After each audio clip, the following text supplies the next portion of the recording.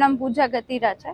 અમે બધા અહીંયા સાથે રજૂઆત કરવા આવ્યા છીએ કે જે હમણાં ઇન્સિડન્ટ બન્યો, પેલા ડોગને મારીને મીન્સ કે હોકી વડે માર્યું છે બધાએ, અને એનો કાંઈ વાકે નહોતો, બિચારું એમને સૂતું છે। તમારી પાસે વિડીયો વાયરલ થયો જ હશે કે તમે એમાં જોઈ શકો છો કે જે શ્વાન છે જે આરામથી સૂતું છે અને ઓલા ભાઈ પોતાની મર્દાનગી દેખાડે છે એમાં, અને એને આવીને મારે છે। અને એ જ ગલીમાંથી બીજા એક કૂતરું છે કે જે જોઈ નથી શકતું એને માર્યું। આ જે કૂતરાને માર્યું છે એની બહુ ક્રિટિકલ કન્ડિશન છે, એ બચી શકે કે નહીં એના કોઈ ચાન્સ નથી। તો આજે મારું એ કેવું છે કે આજે એ ભાઈ જે છે એને કે આવા લોકો જે બી હોય એ આવી રીતે કૂતરાને અબોલ જીવ ઉપર પોતાનું આવું પાવર દેખાડતા હોય તો કાલ સવારે માણસ એ સેફ નથી, કોઈ બી માણસ ઉપર એ આવી રીતે હુમલો કરી શકે છે।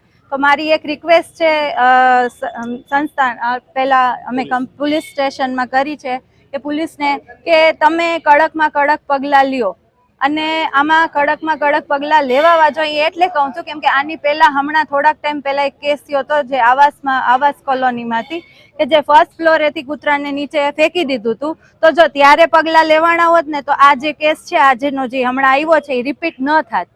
એટલે રિક્વેસ્ટ એ જ છે કે તમે એક્શન લ્યો અને આ બધું જે છે એ રોકો, કેમ કે આજે નહીં રોકો તો કાલે માણસ ઉપર હાવી થશે આવા લોકો।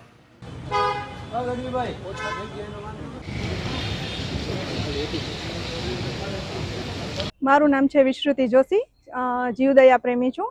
હવે પરમ દિવસ કામદાર કોલોની 2 માં 2 અજાણા શખ્સ આવ્યા અને જે ઉંમરવાળો ડોગ હતો શાંતિથી સૂતો હતો, એને અચાનક હોકી સ્ટિકથી એટલું માર્યું કે આંખ બારે આવી ગઈ અને બહુ જ એને ઇન્જર્ડ થઈ ગયું છે। અત્યારે ક્રિટિકલ કન્ડિશનમાં છે અને 4 કલાક સતત એનું બ્લડ વહી જતું હતું।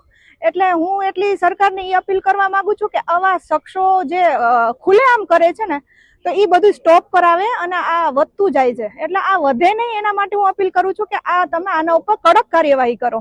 અને આજે મૂંગા જીવ સલામત નથી તો કાલે માણસો પણ સલામત નહીં થાય, એટલે મહેરબાની કરીને એ અપીલ છે કે તમે પ્લીઝ આ કડકમાં કડક કાર્યવાહી કરો જેથી આગળ આપણે આ મુસીબત ન ઝેલવી પડે। અને ડીવાયએસપી ઝાલા સાહેબને પણ કહી દીધું છે એટલે એ પણ કરશે અને કડક કાર્યવાહી થાય, બસ હું એટલી માંગ છે મારી, અને આગળ કોઈ આવા કૃત્ય ન થાય અબોલ જીવ સાથે।